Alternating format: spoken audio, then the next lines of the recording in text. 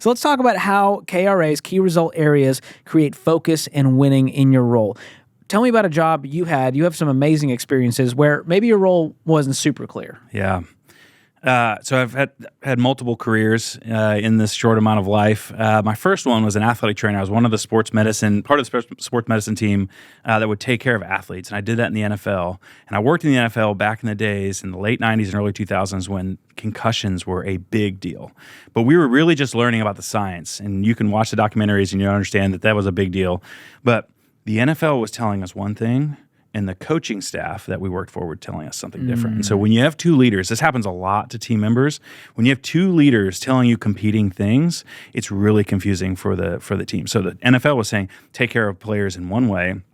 The coaches were saying, hey, these people are really important for me to keep my job. I need them back on the field. And so it was really hard to decide which of those two you go with. You fast forward years into a business, and it happens all the time. I was a salesperson, and I did sales in a way where, I had a quota. So in sales, the KRA is pretty easy, like sell some stuff. But then you have one leader that's saying, sell this thing, and you have another leader saying, sell this thing. Well, they've got a vested interest in either one. Both of them get compensated differently because of what you're selling, and so they're trying to get your attention. It becomes really confusing for the salesperson. What do I spend my time on? What does winning look like for me? It's so confusing. It happens all the time. Yeah, that question of how do I know if I'm winning or losing, and who do I have to make happy? Yes. Nobody wants that, and it causes frustration that causes some team members to just leave. Yes. As part of a bigger problem of just poor leadership. So we don't want that on our teams. We don't want this chaos and confusion, which is why at EntreLeadership we teach key results areas, KRA. So we're going to dive into what it takes to do that later in this episode with Daniel Ramsey. But for you, tell me about a time your KRA helped you stay focused on the other flip side of this and not chase some idea that was not on goal. Yeah, the biggest thing that helps when a KRA is only good if the leader and the team member agree. And so we talked about that a little earlier. If there's not agreement on what this winning looks like, then it's really a struggle. So the times when it's worked, it's when my leader and myself are both aligned. And we both understand and we both agree to this is what winning looks like. Because in those other situations, you have two leaders and they both think that their way is the right way, and I'm caught in the middle. So I'm also a 3 on the Enneagram, which some people don't understand what that means. It means I'm a performer. I will just do stuff. You want to win and you want to look good doing it. Yes, and I don't feel things. I just kind of go, if there's a problem, I'll just go do something. I'll spend time in activity and not necessarily like on figuring out what the right way to do this. I'm just going to, activity wins. And so in past roles where I really get in trouble is I am like just doing things and not thinking about it and doing things and not thinking about it. And so I may get a roadblock in part of a key result area that I have. Like maybe my number one is really something that I'm running into something big. And instead of actually spending the time to figure out and going back to my leader and saying, hey, I'm having a hard time with this or trying to figure it out on my own, I'll just go do something different. And that actually really, I struggle with that. And there are many people that struggle with that.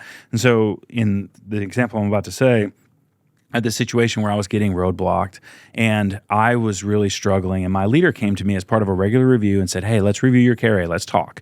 And so we sat down and talked about it, and during that conversation I was able to flush out like, what exactly am I supposed to be doing with this? This is an issue. It made me slow down and stop. And instead of saying, I can't do this, I'm just going to do a whole bunch of other stuff that my leader would not think is winning. It was because he prompted me and said, hey, how is it going? And I thought, oh, yeah, I have this issue. And together we were able to solve that. I was able to accomplish that, overcome that roadblock, and just keep on going. And it made us both feel super accomplished with that. And I got complimented by that because I brought it to him, even though he was the one that prompted it. So I thought it was good. Yeah, well, it's a win-win because we both feel the momentum and excitement of we're winning and we're running towards the same thing in the same direction. And when you have that, it creates a great culture as well. And so talk to me about your KRA as a leader versus your teams and the connectivity between those. Yeah, that's a great question. So I have a leader. All of us have leaders. Even if you're a business owner, you have things that your leader might be your mission statement, might be the values that you set, and your KRA should be based on what winning looks like for wherever you are. As my leader, Daniel Ramsey, and I sit down and we talk about my KRA. But Daniel also, he's the leader of our organization. He has a KRA that he has designed with the help of other people around him, and so my KRA is directly aligned with what we're trying to accomplish as a business.